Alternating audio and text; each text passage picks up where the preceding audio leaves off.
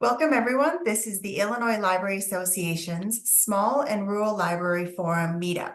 This is once a month, we try to bring in someone to talk about a particular topic that was picked by this Small and Rural Library Forum membership and something that you guys want to know more about. So today, on August 29th, we are meeting with Alex Todd. Hi, Alex. Hello, hello. Um, and we're talking about ordinances. And this is a pretty casual conversation. He has some great insights and you can talk with him, come on camera, go off of mute, and really ask the questions that you need or share the experiences that you have. And with that, I will pass it off to Alex. Hello, everybody. Like Kristen said, my name's Alex Todd. I am the director of the Prospect Heights Public Library District. I am not a small nor rural library. In general, I mean, although in context with my neighborhood, I am fairly small. You know, my budget is about $3 million, which is not small. We serve 14,000 people, which is not small. We have a 26,000 square foot building, which is not small. But I'm within 3 to 5 miles of Arlington Heights, Mount Prospect, Indian Trails, Palatine, Northbrook, Des Plaines, all of whom top those metrics by at least 3 times, maybe as a whole. So by comparison, we are small. And one of the things that I like to tell people, and as we have developed, because they do things that we can't do, but we've developed the reputation as being the small town library that people want to come to when they want. So we do attract a lot of people from those other areas, those other libraries, because we're small enough. We have 43 staff, which again is not small, but it's small compared to the 200 plus that work at Mount Prospect or Arlington Heights.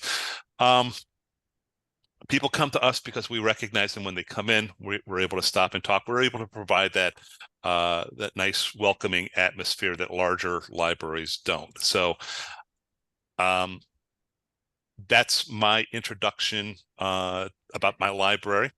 I'm also a lapsed parliamentarian. About about 5 years ago, but when I've also learned to add 2 years to everything what I estimate for COVID. So about 7 years ago, I became a certified parliamentarian.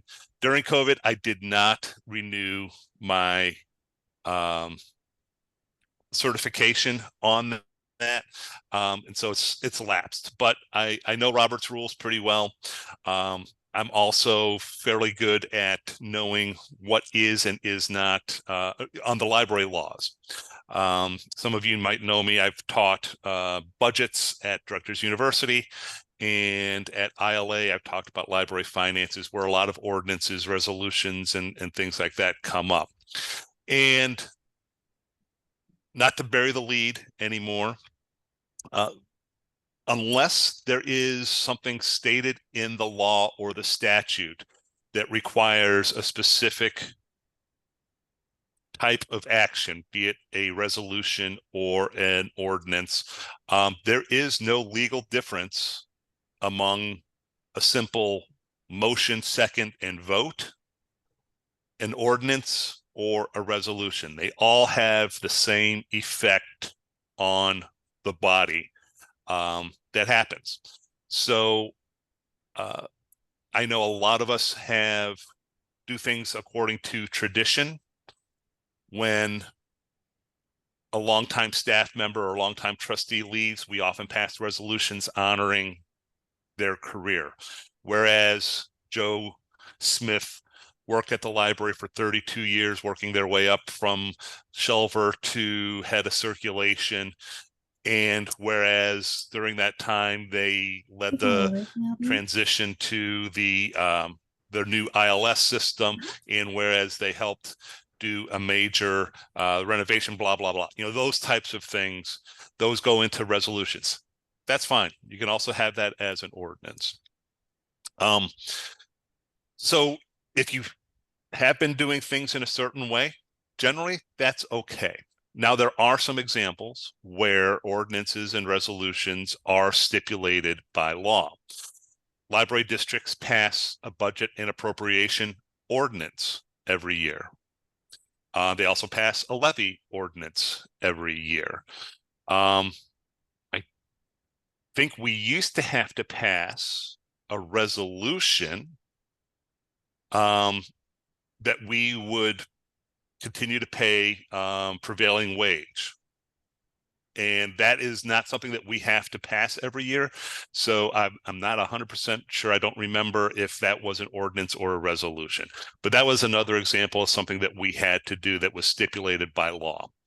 A couple of other things that I think pertain to all libraries. There is a law on the books that we have to pass an anti-sexual harassment ordinance and an ordinance that details travel reimbursement, or adopt an ordinance with for a travel reimbursement policy, which largely addresses how trustees can go to various conferences and get their expenses and what expenses can get approved. But again, failing those and probably a couple of others, a simple motion in a simple second and a majority vote has the same impact as a full-blown ordinance. I'll also say, and this is something that I emphasize to the boards that I speak with, a 4-3 vote, a 5-1 vote, however it is, has the same impact and force of effect as a unanimous decision. Our attorney, who's recently retired, but he'd love to say, because my board would always pearl clutch about the need to have unanimity. It's like, oh, we always vote 7-0. And that was like a point of pride. And he always told them, if we wanted, or if it was the intent to have a unanimous decision on things, there would only be one trustee. There's a reason there are 7 trustees or 9 trustees on your board. That's to have a range of viewpoints, a range of opinions, and a range of decisions. And it's okay for a decision to not be wholly unanimous. What is essential is that once that decision is made, anybody who voted against it supports the decision of the board and not back like, well, I didn't vote for that. I just wanted to, I voted against it, so I don't think it's right. That's fine that you voted against it, but when you're talking to people, the first things out of that they say is, first thing that they need to say is, the board voted this way, and I support the board decision. And that's the easiest way to avoid dissension, to avoid but unfortunate press and things like that. So, okay. So what about the board schedule? Does that not have to be an ordinance? That's exactly right. That's another example. So the Victoria asked, what about board meeting schedules? Does that not have to be an ordinance that is published in the paper? It is.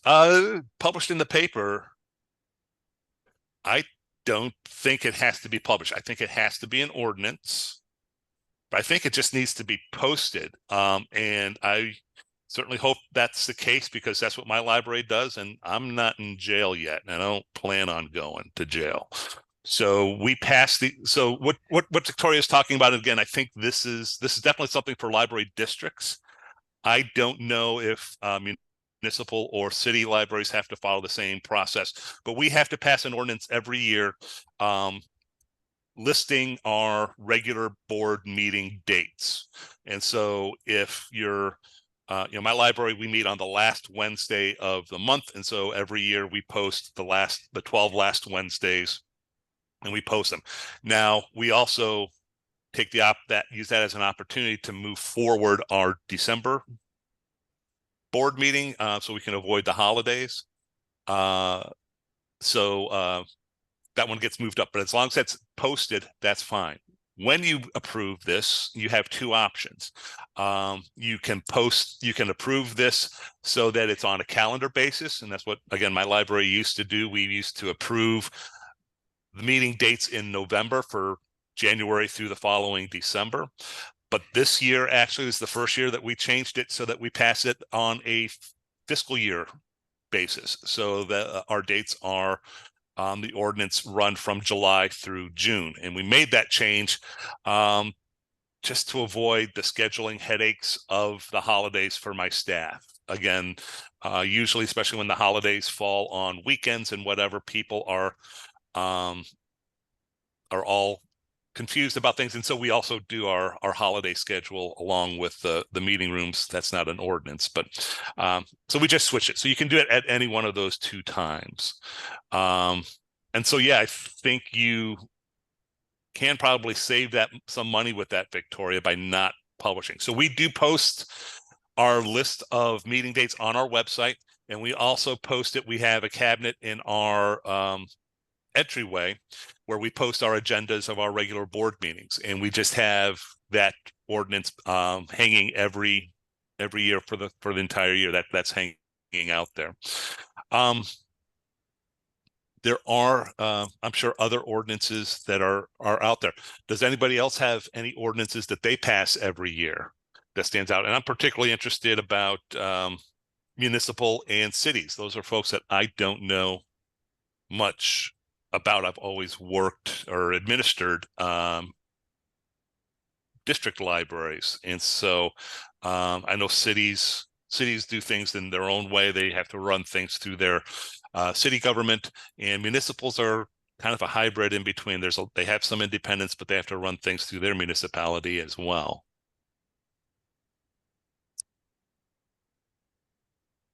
Okay, so if you do think of any, kind of put them in there.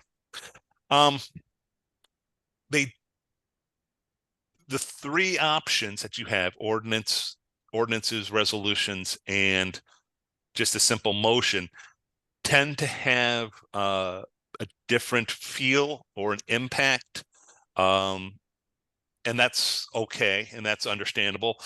A lot of boards and a lot of people think a motion and a second vote are for the most mundane and the routine things, and that's okay. That's usually the quickest way. It's the easiest thing to prepare. You just kind of say, I move that so and so happens, somebody seconds, and then there's the vote.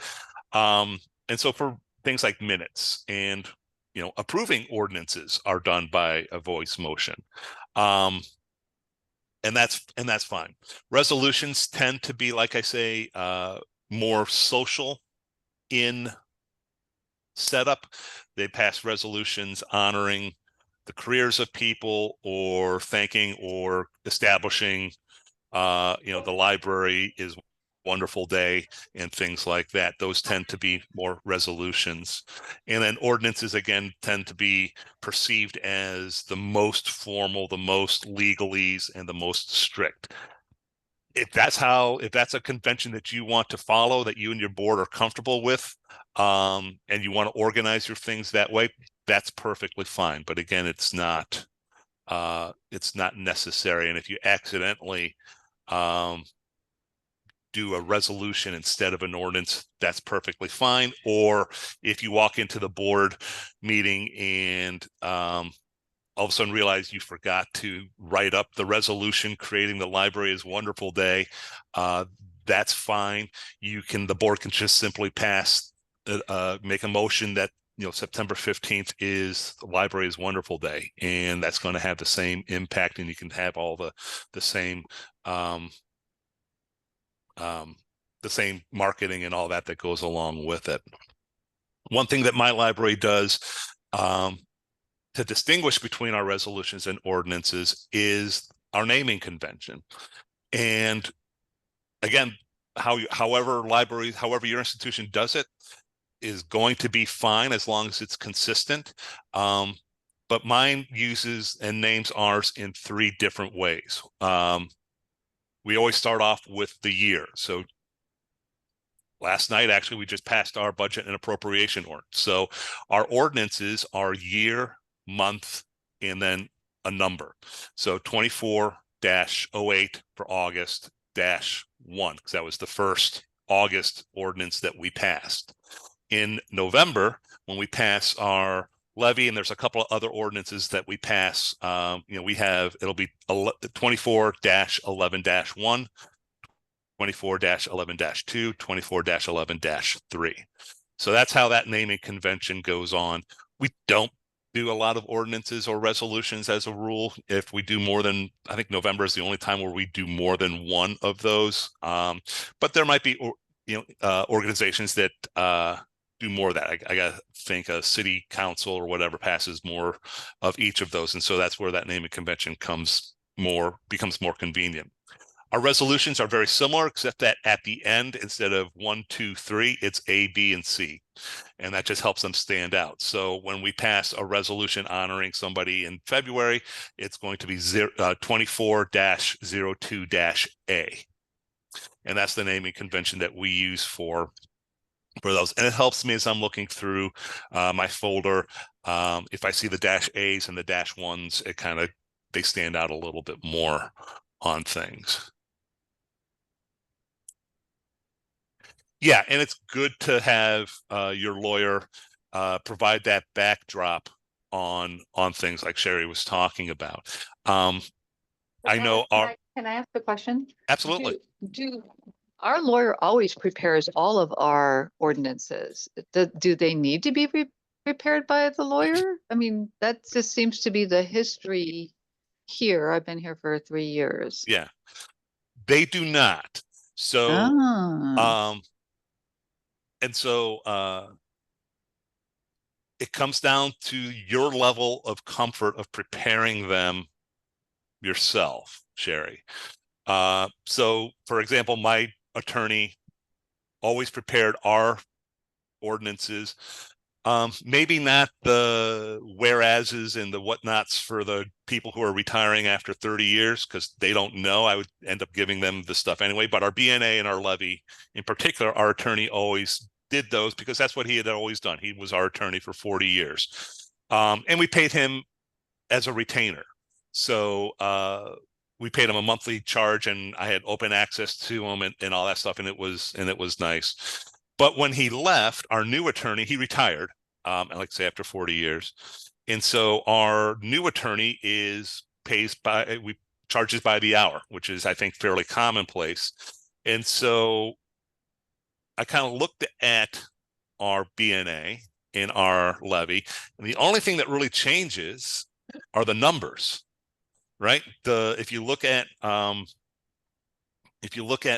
your levy ordinance, all of the establishing stuff says, whereas you are a library established under the Library District Act of 1992, and whereas the board has the authority to request and blah, blah, blah, all that stuff does not change from year to year. So this year, I created a template that has all of that stuff in an embedded Excel file that I can import the numbers that I have, and that's good. Well, I'll let you know in December when I have to file everything with Cook County, and then I'll let you know probably 6 months after that, because I think if I do anything that's illegal, it would take them about that long to find out.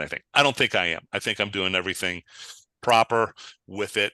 And so, again, if you're looking to save costs and whatnot, take a look at your past 5 or 6 ordinances that are being passed, of your BNA, your levy, your dates, your meeting dates ordinances. If nothing changes but the pertinent data, you can copy and paste and then update those numbers, and that's okay. If you're not comfortable with that, there's absolutely nothing wrong. And even if you do that, I would, every couple of years, run it past the attorney and have them just check and make sure that nothing has significantly changed in those laws that might need to change some of the introductory wording that they have. But generally, by and large, you do not need to have an attorney prepare those. That's just kind of a CYA type thing. If you don't do that, and one of the things that my attorney and I did back and forth every couple of years, we would find mistakes in the numbers that one or the other had made. He'd be like, yeah, so this number is really large, Alex. Are you sure this is the right one? It's like, oh no, I gave you the wrong number.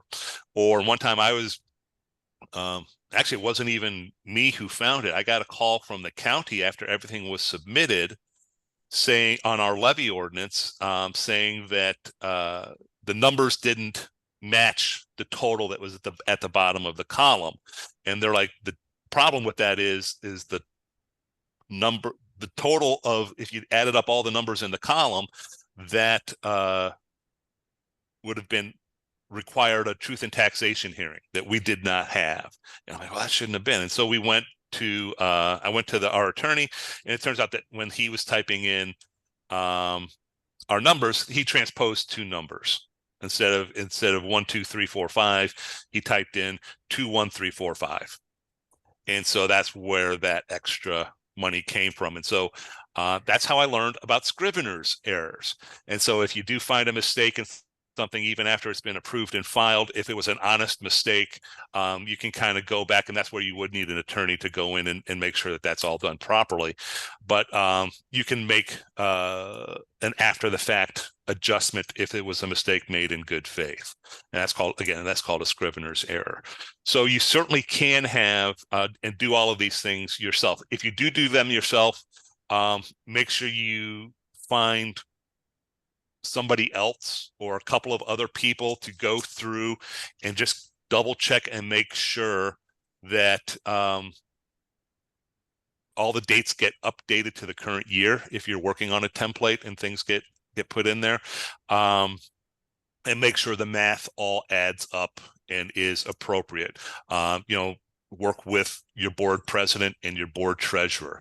If you have a bookkeeper, have them take a look at it and print it out and look at it and have them do the math separately. So if you embed an Excel spreadsheet, or if you do something that's all in the computer there, it's good to look at it separately from that automated calculating process, just to make sure that the numbers are all ending up where they're supposed to go.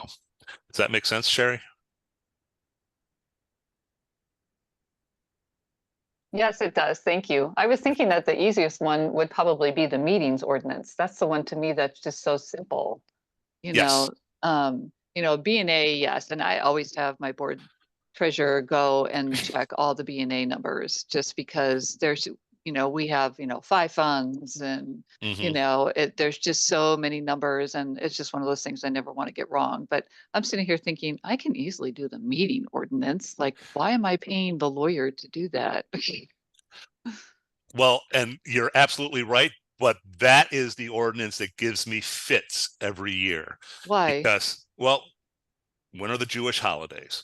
When are the I've got my board president is a Halloween fanatic, and so if it's falling on Halloween, and the thing that when are the major when are the other major religious holidays? You have to be aware of those. What's the definition of a major religious holidays? Is it for Passover? Is it just the first night of Passover that is significant, or what about? I mean, I know that they're all significant, but what is the one where you cannot have, or they are not going to be there on that night? Your Jewish trustees, they're not going to be there on the first night. But what about the second night of Passover, or the third, or other holidays that cover multiple days? Do you have to avoid those? And that tends to vary from intent to intent and interpretation. So you kind of have to work with your trustees on that. And so what I do is I give them the list of proposed dates like a month in advance, and I'm like, these are what I got. If you guys want to have any adjustments, and technically they shouldn't change things if it falls on Halloween, but this is the time that we have the opportunity to do that, so we can do it. And I give them a week to look it over, and then email me any changes, and I work with the board president to come up with a final list. The other debate that we have is, if we can't have it is for actually, and it's for Thanksgiving. So again, we close early the day before Thanksgiving. Oftentimes the Wednesday before Thanksgiving is the last Wednesday in November. Sometimes it's not, but when it is, what do you do? Do you move everything up a whole week, or do you just move it up to that Tuesday? So it's the Tuesday before Thanksgiving. And sometimes, and that varies with the board. Sometimes there are trustees who take the whole week of Thanksgiving off and they travel somewhere. So we're automatically maybe hamstrung with finding a quorum. So when that's the case, we move things up a whole week. But if it's not, we move it up to just a Tuesday. So I'm not scrambling to get everything done in the board packet out a week, a week sooner than normal. So in the grand scheme of things, it's a petty little ordinance, and it frustrates me that it has to be an ordinance because of those extra steps that I have to take to make sure that it's done right. Again, the BNA is much easier for me to fill in because I know how I'm much more comfortable with that. But yeah, tracking down all the holidays and making sure that it's one that people are that fits in all the schedules ahead of time, and they know that just can be something that just drags on and on and on. Yeah, okay, thank you. So I know this is an hour talk, but when I volunteered to do this, I'm like, I could just go up and say there's no difference unless it's in the law, and that's kind of changed. And so I'm happy to ramble on for longer. If there are any, are there questions about how you guys do things, and you want to make sure that it's okay, or if there's an easier way of doing that, we can certainly discuss those options and how to get things done in a way that's easier and is not dragging things on. It's not involving your board too much.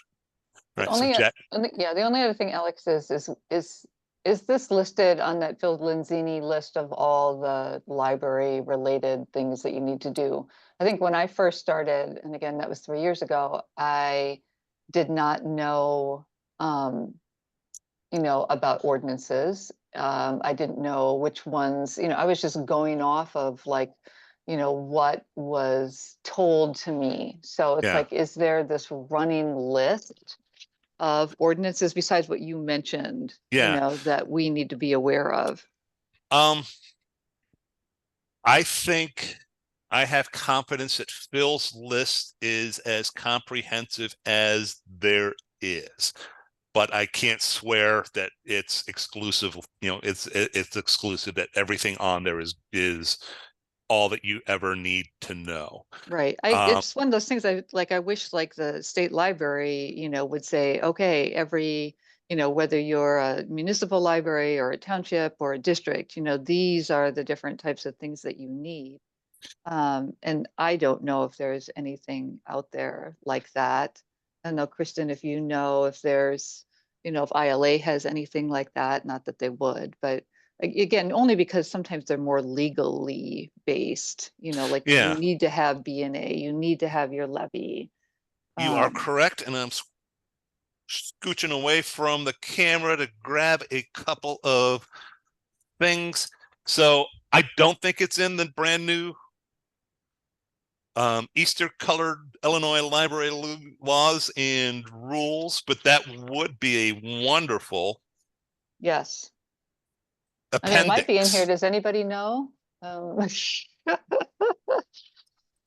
In here, it's appendices. I am not seeing anything in here, but I think that's absolutely true. But I do know, and again, I have faith that Phil's list, it's not organized that way. These are all the ordinances that it's you not. need. It's It's a not. chronological list, and if people Right. don't know what we're talking about, I think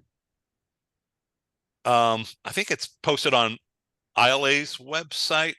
So if you do ILA days and dates, or Phil Lenzini days and dates, if you Google that, it will pop up. And basically, what it is it's a 2-year.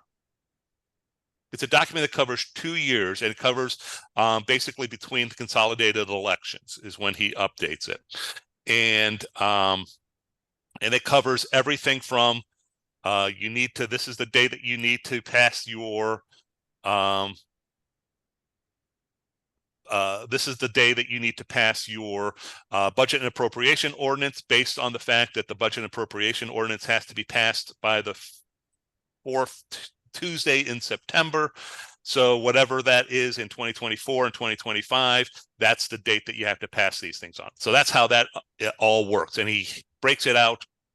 There's a section, there's a calendar for districts, there's a calendar for municipal libraries, there's a calendar for city libraries.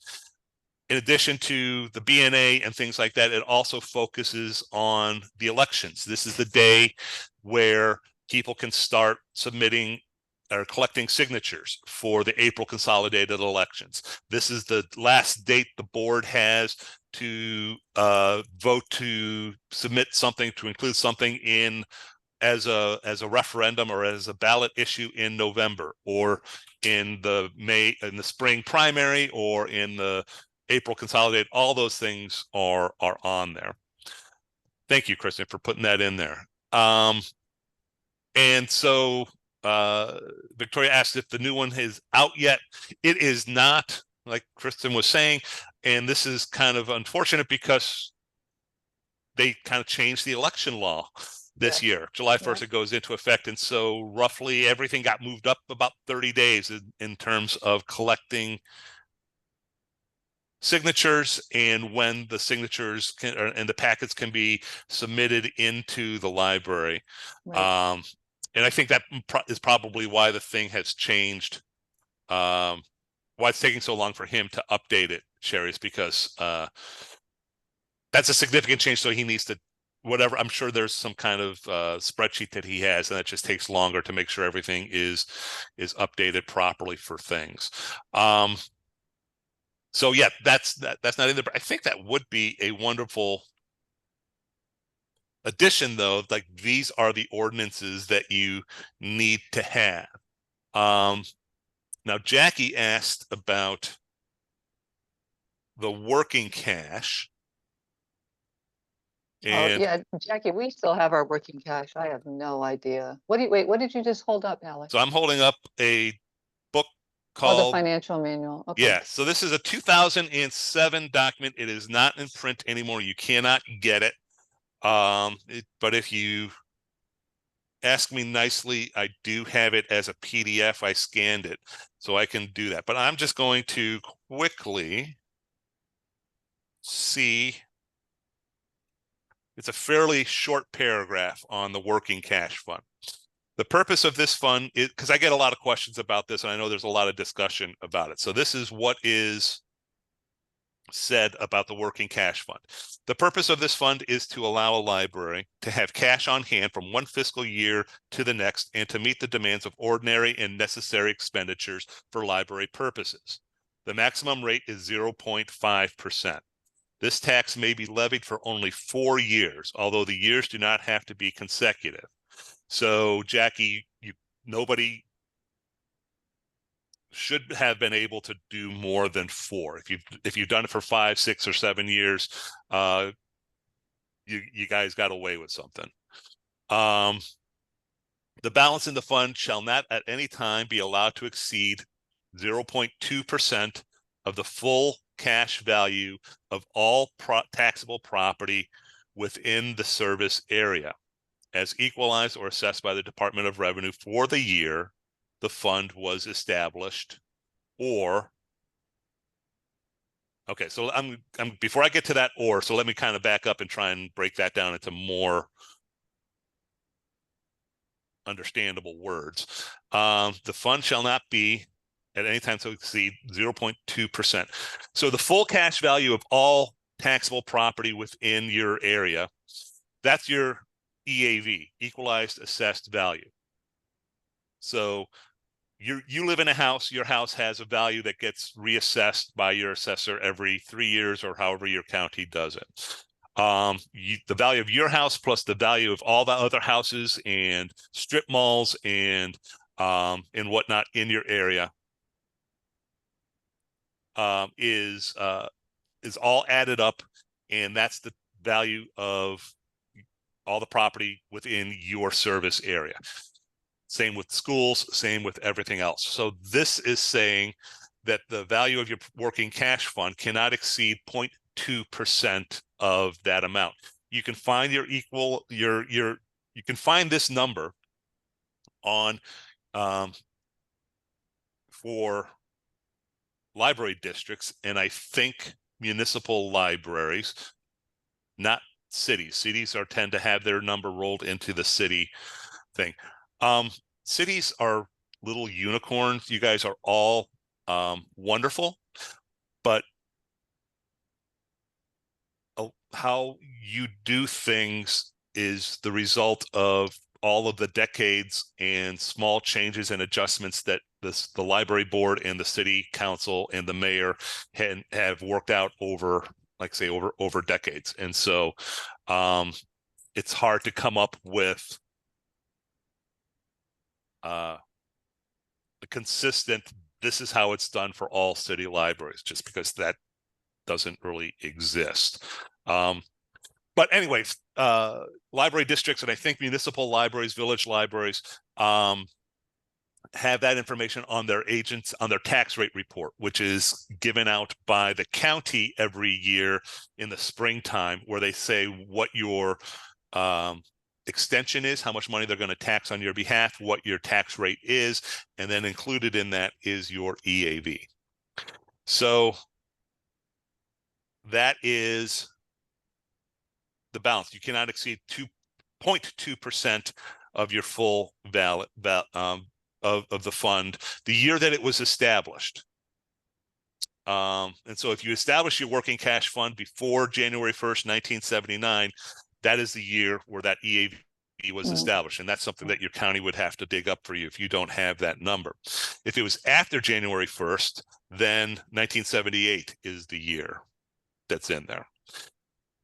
Let me finish reading this. The levy shall be determined if the balance exceeds 0.2% and the excess transferred to the general corporate fund or to the special reserves fund.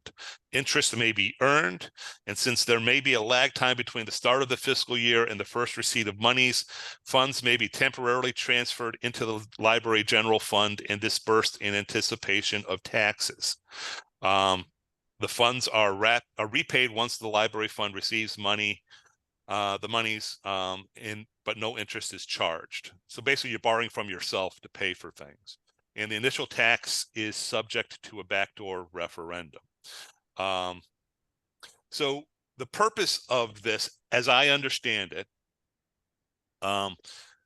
when a new library is established, a new library district or an unincorporated area decides that they want to have library services and they join together, it takes a couple of years for those tax dollars to start getting billed and then paid and distributed to the new library. But they're expected to provide library services right away. And so the working cash fund is a way to get monies before you're fully on the tax rolls for those 2, 3, 4 years. And that's why the limit is 4, I believe. So you can get that money, you can borrow it and then kind of pay it back. And then you have it as like an operating reserve. That's my general impression. I am not 100% sure that that's accurate, but that's my general purpose of it. I also tend to believe that since we get this, you can only use it 4 times. Most of us have already had our 4 shots at the drinks from the well. And so it's not really an issue that we have access to anymore. So Alex, do you still have your working cash fund? Like we're well past our time. Like we still have it. So you still have the money, and that's what I know. And you're not the only one. I know there's some libraries that still have the money sitting there. And what can you do to it? So my library does not.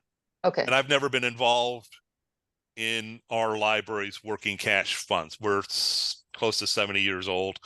And I'm not sure when we ran through those and did not. And so, you know, I think you could certainly make an argument that those funds could be better spent than just sitting around for the potential that, you know, the taxes might be late coming in one year, and that's where you would use that money.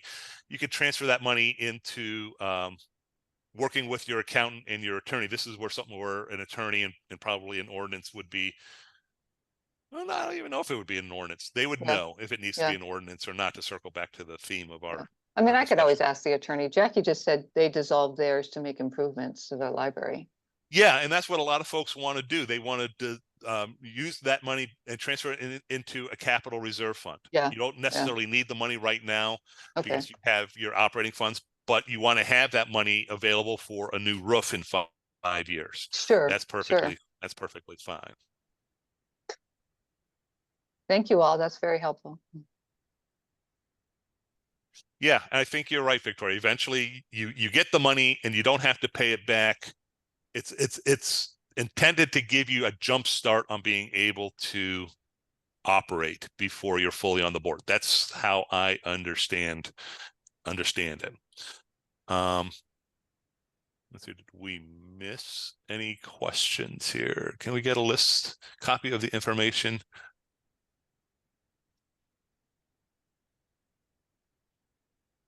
So you're talking, Victoria, are you talking about just what I just read, that paragraph? I think that's what she meant. Yes. Okay. And there is another. So I will send Kristen the PDF version that I have of this, and she will send it out to y'all. Because there's another page that has a little bit more information on the working cash fund in here, so you guys can go through those. And it's a good, like I say, it's 2007, so it's not the latest and greatest. I wouldn't be surprised if some of the laws have changed over the past 17 years, but it's good to give you, it's a good basis to give you an understanding of what of the terminology and how you know, what the boards do with their finances, what the director is supposed to do with the how what their role is in the process and things like that. So it depends on your county if they let you re-levy for it. Some dissolve and re-levy and get it. I'm not surprised that it depends on counties. Every county is different on that. So yeah, that's kind of how that works. Okay. Are there any other questions? It shouldn't be a roll of the dice, Jack. I won't say that because every county is different, but once you figure out you're not changing counties, you might be in 2 different counties, but they're not saying, hey, this is the year where you can dissolve the thing, but next year you won't be able to. Once you learn your processes, and more importantly, once you learn who to call, then things kind of you just kind of settle into that that routine of how they do it. And that's the same with you know, municipal libraries. You're a little bit different from districts because you have to work with your municipality more, and that just means you kind of have your dates might be a little bit different because your levy gets rolled into their levy, and so you kind of have to have your stuff done in time to meet with whatever their internal processes are. And the same thing with the city library. You really are dependent on your municipality, and that's going to be different. And so if they want to have you know, start working on their budget in May for their January 1st fiscal year, that means that's when you have to have your stuff done. Or you might even have to have your preliminary drafts done in April or March so you can fully participate in that. That's just how it goes. But once you know that, once you've been there for 3 years like Sherry or 12 years like me, you kind of know, and you have your Outlook calendar populated with the various deadlines that happen every year. It's like your own Phil Lenzini days and dates, but it's for the city of Evanston. Those things don't tend to change very much, and so you fall into the routines of when everything is due.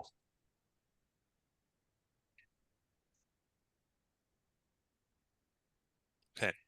Are there any other questions?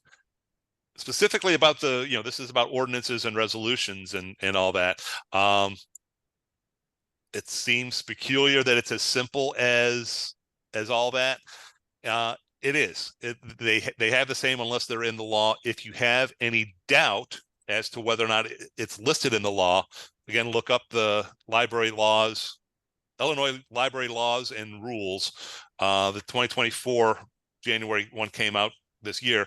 Look it up. Just go, look up the BNA, look up the levy, look up the various laws, and look up the sexual harassment policy, anti-harassment policies. I don't think it's no, I think it is specifically sexual harassment.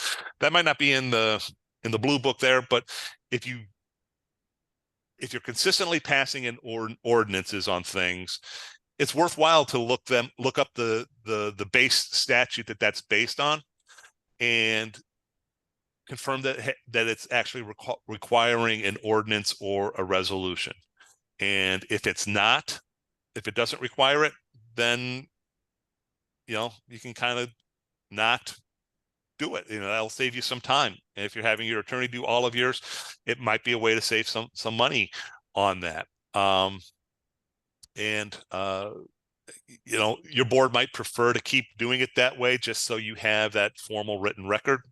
That's okay. That's also what the minutes are for. They're all in there. But a lot of times we're doing these just because that's how we've always done it. That's not necessarily wrong.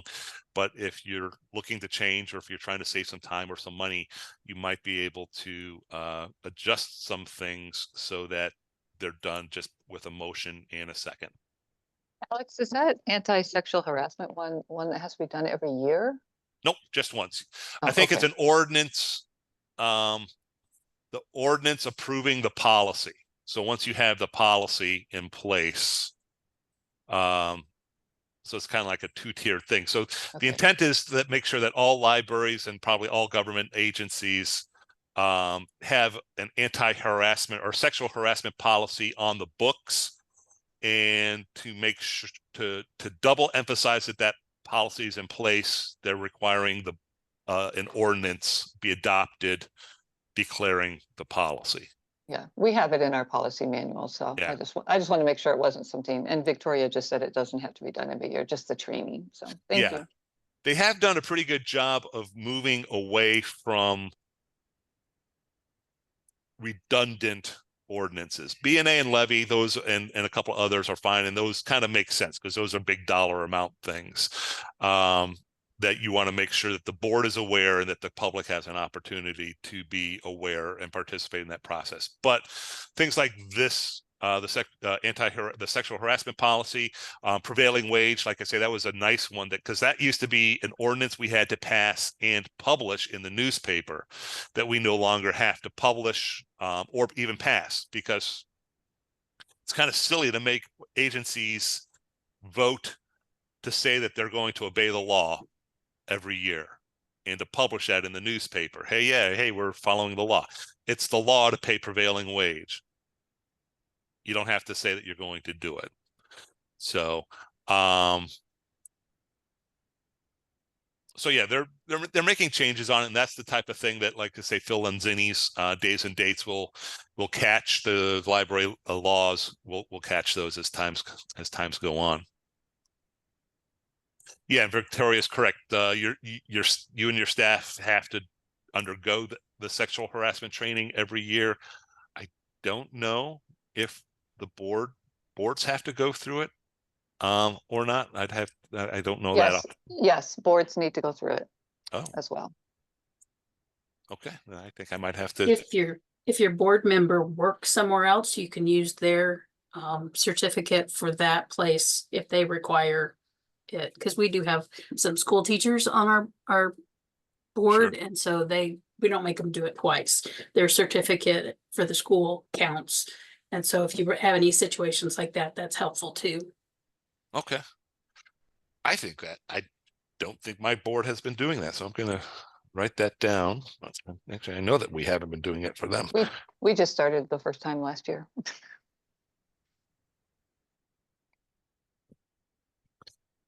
It doesn't have to be the same training that my staff does. My staff does.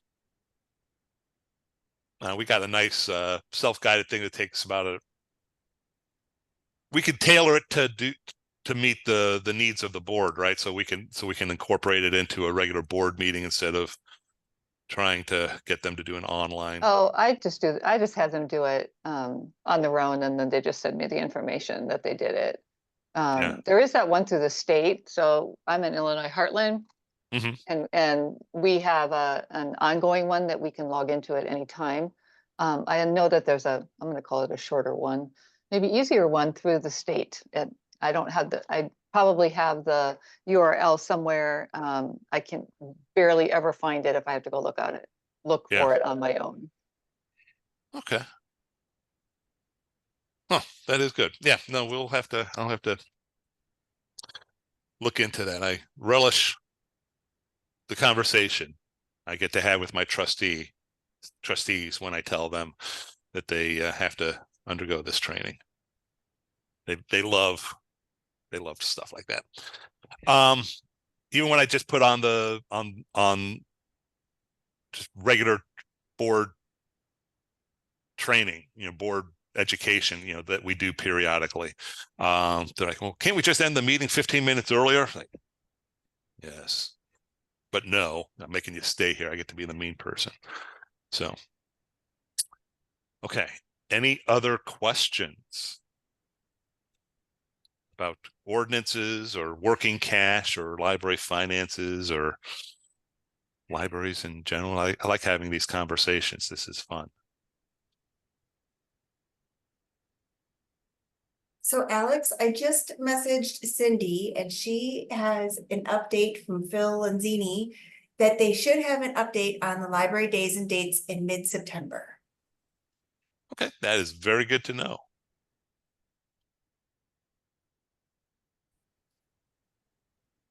And I think that's roughly when it has been coming out, because again, this year, everything got moved up 30 days. And so mid-September is when petitions would start to be able to go up in the past. Now it's August. So, yeah, so his routine got jiggered.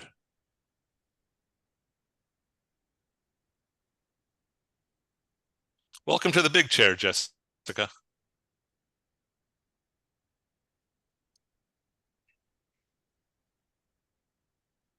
Okay, well, if there are no other questions or topics to chat about, I'm done, Kristen. Yeah. Wonderful, Alex. Thank you so much. I think everybody learned a lot. I know I did, and I don't even have to do ordinances. And I did, yeah. Like I say, it's good when the facilitators learn something. Absolutely. Yeah. So I just wanted to remind everybody that the Small and Rural Library Forum meets every other month to just kind of come up with different things like this, talk about the things that are interesting for them. Let me get to the website. The next meeting is going to be, the next meetup with Lee Spearman is going to be Safety in the Library on September 26th. And then we have a meeting on October 17th. And then we just scheduled the next meetup on policies for October 24th with Betsy Adamowski and Jim Deiters. So stop by the SARL website and take a look at those registrations. Yes. Yeah, before you let everybody go, I just want to say you guys are all awesome.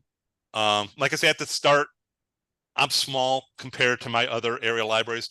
I know that I am not small. I know that I have a lot of resources and people and staff that do all the things that you guys have to do yourselves. You have to learn how to do all that, do all the things that I'm fortunate that I have people helping me with. I have an accountant that balances our books. I have a maintenance guy that does things. I have a children's department that does the story times and does all of the things. And I understand that you guys do all of that yourselves, and that makes you all amazing. And it's so awesome that you are able to take the time to sit on these calls and to participate in ILA as you can, because I know I serve on committees with some of you. I've seen you at Directors University and things like that. It's incredibly hard, the work that you do, but it's incredibly important. So thank you all for leading your small and or rural library. Well said, Alex.